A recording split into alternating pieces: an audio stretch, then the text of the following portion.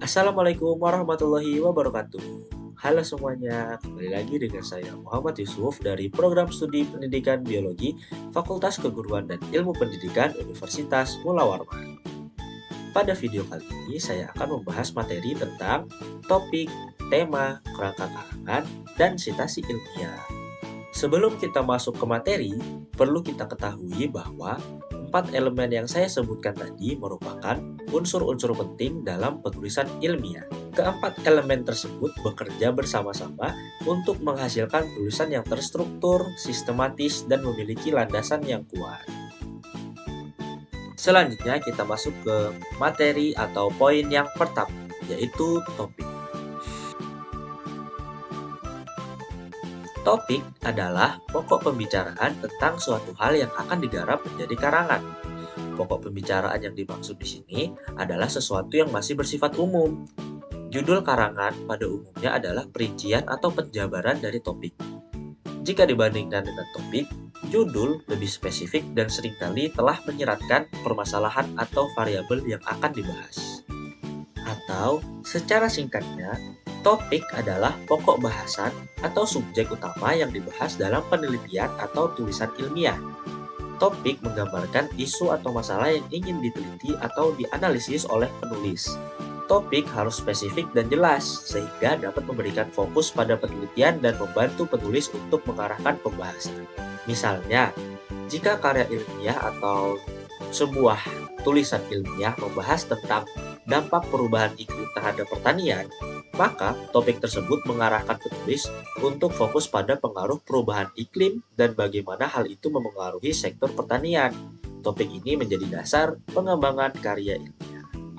Nah, kemudian kita masuk ke materi atau poin yang kedua, yaitu tema.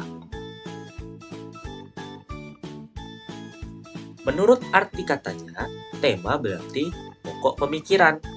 Pokok pemikiran tertentu yang akan disampaikan oleh penulis dalam karangannya disebut dengan tema karangan. Penetapan tema sebelum memulai mengarang sangatlah penting untuk menyampaikan suatu ide secara teratur dan jelas, sehingga isi karangan akan dapat dipahami dengan mudah oleh pembaca. Tema dapat juga diartikan sebagai pengungkapan maksud dan tujuan. Walaupun tema itu sebenarnya berada di dalam pikiran penulis, sebaiknya tema tetap dirumuskan secara eksplisit dalam bentuk kalimat yang panjang lebar, terutama bagi penulis pemula. Perumusan tema secara eksplisit itu akan memudahkan penulis menyusun kerangka atau outline karangan yang akan digarapnya. Atau dapat dijelaskan secara singkatnya, tema adalah gagasan utama atau ide pokok yang mendasari keseluruhan tulisan. Tema menggambarkan perspektif atau sudut pandang yang ingin disampaikan penulis mengenai topik tertentu. Dalam karya ilmiah, tema harus relevan dengan bidang penelitian dan memberikan arah yang jelas dalam menganalisis atau membahas topik tersebut. Contohnya, jika topik sebuah penelitian adalah dampak perubahan iklim terhadap pertanian, maka temanya bisa berupa pentingnya inovasi pertanian untuk menghadapi perubahan iklim. Tema ini memberikan fokus pada solusi atau pendekatan dalam menghadapi permasalahan yang diangkat oleh topik. Kemudian kita masuk ke materi atau poin selanjutnya, yaitu kerangka karangan.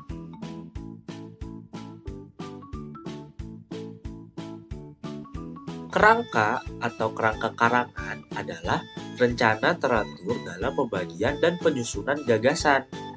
Fungsi utamanya untuk menunjukkan hubungan di antara gagasan-gagasan yang ada. Kerangka memungkinkan pengarang melihat kekuatan dan kelemahan dalam karangannya. Atau secara lebih jelasnya, kerangka karangan adalah susunan atau rencana sistematis yang menggambarkan alur atau struktur penulisan sebelum karya ilmiah ditulis secara lengkap. Kerangka ini berfungsi sebagai panduan bagi penulis agar ide-ide dapat disampaikan secara runtut, terorganisir, dan mudah dipahami.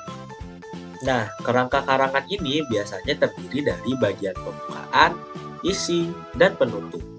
Bagian pembukaan berisi pendahuluan atau latar belakang masalah. Bagian isi berisi pembahasan utama yang didukung dengan data atau argumen. Dan penutup berisi kesimpulan serta saran.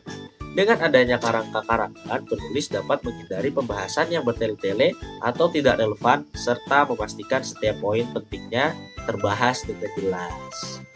Kemudian kita masuk ke poin atau materi yang terakhir, yaitu sitasi ilmiah. Penulisan sitasi termasuk hal yang harus diperhatikan dalam penulisan ilmiah, karena penulisan sitasi yang kurang tepat dapat berpengaruh terhadap keabsahan karya ilmiah yang disusun oleh seseorang. Salah satu prasyarat penulisan pengutipan harus sesuai dengan standar-standar penulisan yang ada. Atau lebih jelasnya, sitasi dalam penulisan ilmiah adalah tindakan mengutip atau merujuk sumber-sumber lain yang digunakan sebagai referensi dalam karya ilmiah.